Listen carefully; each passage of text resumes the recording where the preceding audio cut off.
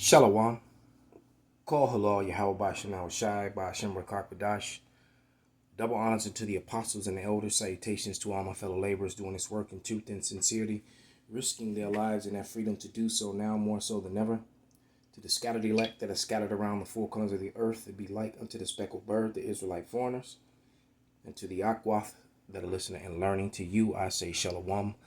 This is your brother Malcolm from the branch of the Great Millstone here in Chicago, coming at you with another lesson in truth. And just gonna start with this video. Then we're gonna go right into a few scriptures and prove beyond a shadow of a doubt that Esau, Edom has always known that the apocrypha was a part of the Bible, 144% canon, and that they moved it to actually try to hide their nationality. They didn't really understand the prophecies fully, but they knew that they were identified as Esau, Edom in the Bible, which is why the Bible destruction group, which operated out of America for about 100 years, I think from the I forget the exact years, but from the 1700s to the mid 1800s, and then they successfully, or late 1800s, successfully removed the apocrypha from the Bible. But many of the old Bibles like this one, this is the Greek. All right, the New Oxford Anointed Bible with the Apocrypha, basically, and it goes into, and it's revised, of course, because that'll be another lesson to go to show you, because they show you everything, but then they try to show you, certain scriptures that this was added on, or or question mark behind it, and mainly it's the scriptures that put the woman in her place, because the Catholic Church kept the apocrypha in their Bible, but in all modern religion, Christianity, is really the daughters or granddaughters, if you would, of the Catholic Church, and there's a lot of woman. There is complete, total woman worship. As a matter of fact, if you believe in the virgin birth and all that sort of thing, then that's complete and total worship of the woman. That's that queen of heaven worship, and there is no queen. We already told you that queen, the word queen breaks down to prostitute or hussy, woman of the night, basically, roughly translated. And there is no queen in heaven. All right, there's the Father and the Son, and then the host of heaven. All right, there are no female angels. So that's all doctrines of men. But so without any further ado, and you understand why I made that statement, I had to say what I said before I play this video and circle back around to the scriptures. All right, but this being these sort of things, what you're about to hear, is one of the reasons why Esau, Edom does not want to be Esau, Edom. They want to be everyone except Esau. All right, and right now they've been in this modern day, they've been hiding behind the false social construct of white and or Caucasian. All right.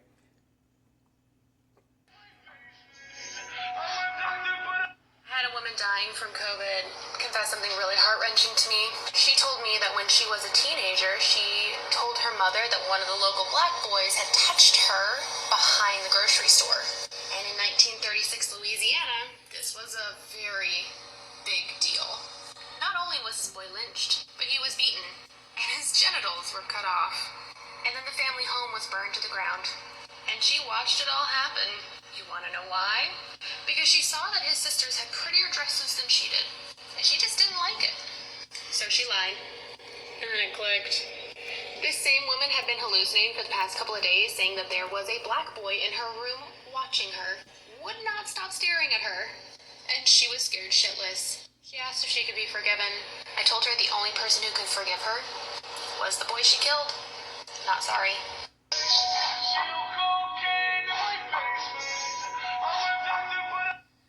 Dying from COVID confessed something really heart-wrenching to me. She told me that when she was a teenager, she told her mother that one of the local black boys had touched her behind the grocery store. And in 1936 Louisiana, this was a very big deal. Not only was this boy lynched, but he was beaten, and his genitals were cut off. And then the family home was burned to the ground. And she watched it all happen. You want to know why? Because she saw that his sisters had prettier dresses than she did, and she just didn't like it. So she lied. clicked. This same woman had been hallucinating for the past couple of days, saying that there was a black boy in her room watching her, would not stop staring at her, and she was scared shitless. She asked if she could be forgiven. I told her the only person who could forgive her was the boy she killed. Not sorry. Y'all, I've been... Part 2. So, let's stir up some shit, y'all. So, disclaimer, I'm not going to be releasing this person's full name because I do not have the permission of the family to release the full name. Also, keep in mind that records of lynchings were not really well kept at the time. If they were documented, a lot of times they were documented wrong. But I will say that with this article, at least, it is the same time period. It is the same parish. You'll see. You'll see. So without further ado, y'all, let's pull up some historical documents and start some shit.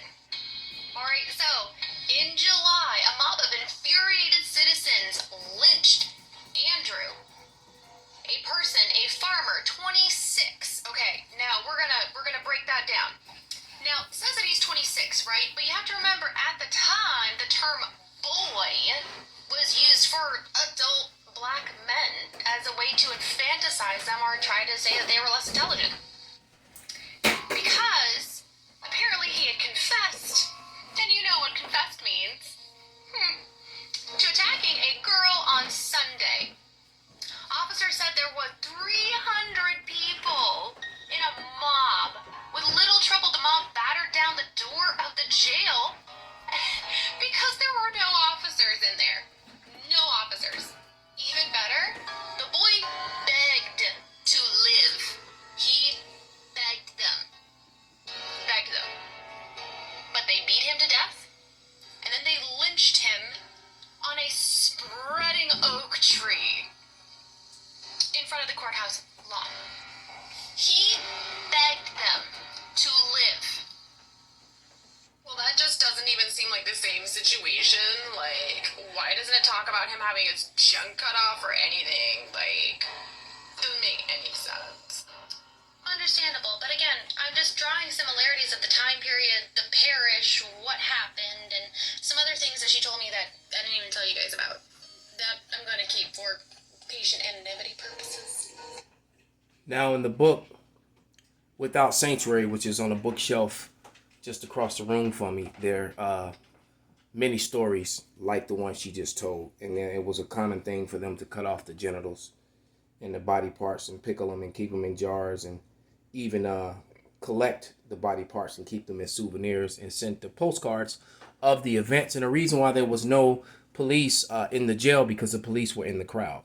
Now I'm going to read, because they were part of it.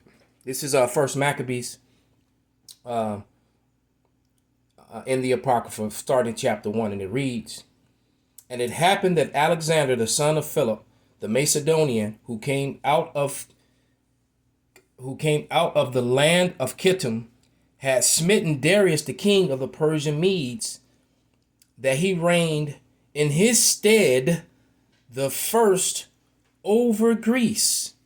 All right. So this is so I looked up that word in the Second Impression Revised Edition copy of 1959 Thesaurus, and from the Rogers 1931 Thesaurus, and the word stock instead were the same, and then the word stock, the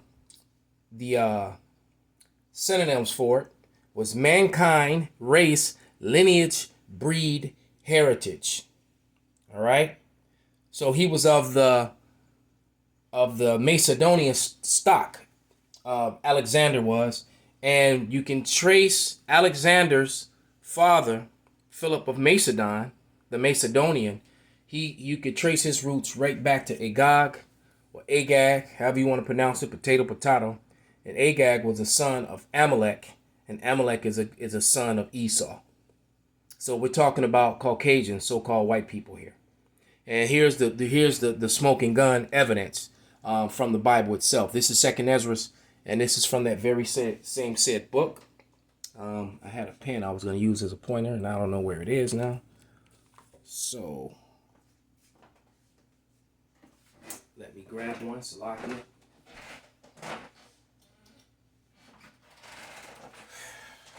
Okay. And I'm going to read 2 Ezra 6 and starting at verse 7.